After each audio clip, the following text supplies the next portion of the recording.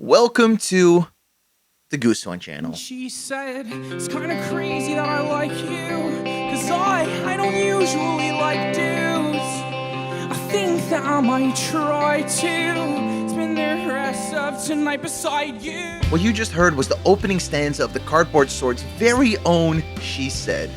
I think that's what a stanza is, at least. Doesn't matter. And well, if you're anything like me, your first reaction probably went something like this. Cringe. There's no other word for it. This makes me cringe. It's embarrassing. Yeah, it's a thing. But before we get into all of that, let's just take a step back. First of all, who are these guys? The Cardboard Swords were an emo revival band that formed in early 2014, late 2013, and would go on to release their first EP in January of 2014.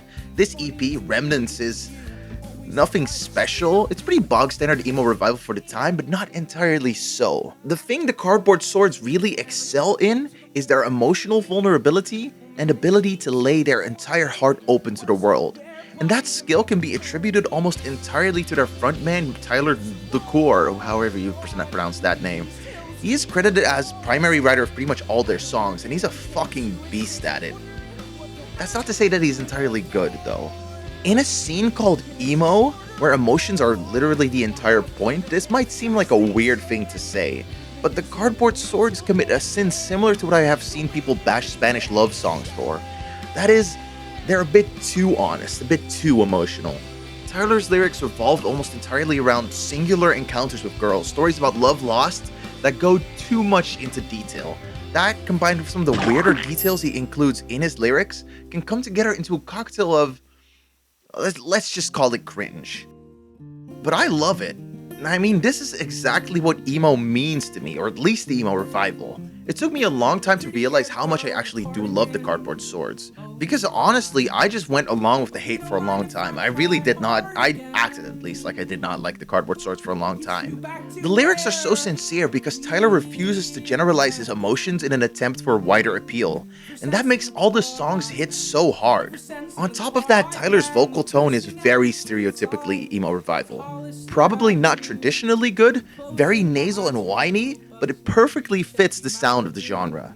I also think that Tyler has pretty good dynamic control of his voice. He can go from soft, whisper-like lines to belting out the top of his lungs in a single line. And his ability to stuff a bunch of extra words into his lyrics makes the songs sound so much more confessional. He doesn't really follow traditional vocal rhythms, and more so kind of... He hits the on beats, and then he kind of like improvises the vocal like rhythms in between, which is kind of, it's really cool. It makes the song sound very confessional, like I said.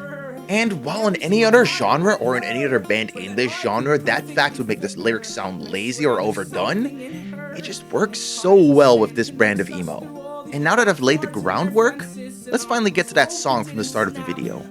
She Said is the first song on the Cardboard Sword's first EP, and it really throws us into the deep end of the band's writing tendencies.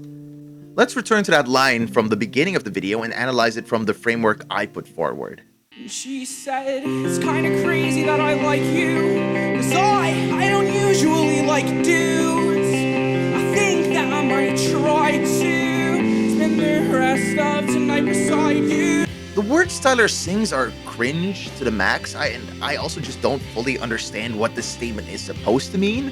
There's like an interpretation you could make that he's like turning out a lesbian, which is, if that's what he meant, like if he's like, oh yeah, no, I'm so hot, lesbians are into me, disregard anything else I say in this video because that's just fucking weird and disgusting. But I see it as the girl saying that out of most guys, he's more sensitive and willing to listen. It's kind of an embarrassing thing to admit about yourself as a guy in the framework of like toxic masculinity and stuff. But that's what makes the song work so well. In my opinion, She Said basically tells the story of a sleepy morning after a hookup. Tender conversations filled with frankly really awkward moments that Tyler doesn't shy away from discussing and talking about. It's an almost voyeuristic song, but instead of being creepy, it's just kind of cute. And I think that's the Cardboard Sword's bread and butter. Let's take another song, for example, Flannel.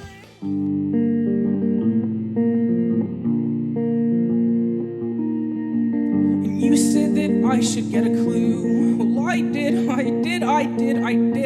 Flannel is more of an outright sad emo revival breakup song. Its subject isn't new for the genre. If anything, it's beyond played out. It's like beating a dead horse, as played out as that saying is. More specifically, however, this song is about that period when you're beginning to get over that breakup.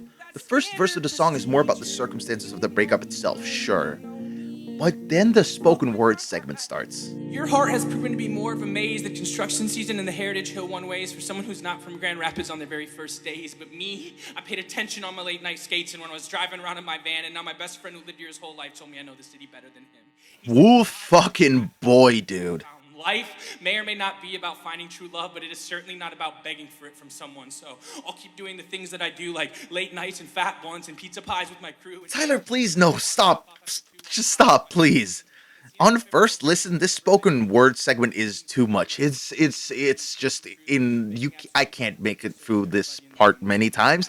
It's like when you're listening to Old Gray's Slow Burn, and you come across and you get like Blood from a Stone, but instead of like it being really like soul crushing in like a sad way, it's soul crushing in like an embarrassing way, like secondhand embarrassment. That's what this spoken word segment is giving. It's just too much, too many words, too many of them cringe, yet it's kind of poignant and unique ground for the genre, isn't it? Yes, it's still kind of blaming your ex for the breakup, which is often just thinly veiled misogyny and is a pretty popular topic in emo, especially around this era. But outside of that, the song is mainly about life outside of the breakup and relationships. It's about hanging out with your friends instead of crying about it all day, prioritizing other parts of your life instead of your sadness in your romantic relationships. And that's important. That's pretty poignant for this genre and important for a lot of emo revival fans, especially back then, to hear, I feel. Tyler brings these thoughts, these feelings to life with his own down-to-earth, sincere lyricism. Genuine, real desires are displayed right before us instead of less cringy sounding, genericized, is that a fucking word? Genericized, whatever. I'll show it on screen. Instead of less cringy sounding, genericized desires. And that is once again the main strength of the Cardboard Swords. I believe that every word spoken in this song actually happened, that it was actually felt and dictated from a diary or so into a lyric sheet. And I think that's beautiful, isn't it? If you made it all the way to this outro, thanks. This vid is a bit of a filler between bigger videos, but it's also a concept I've been meaning to put into words for a while now. I've seen the Cardboard Swords get a lot of hate, mainly from personal friend circles who are into emo, and while I do agree with a lot of the criticism, I think it's also really interesting to look at these points from a different lens. Anyway, enough rambling. You made it all the way here. You're probably sick of my voice by now. If you liked the video, consider subscribing, all that fucking bullshit, and I'll see you all in the next video. Shut the fucking door, yo, we giving up the score.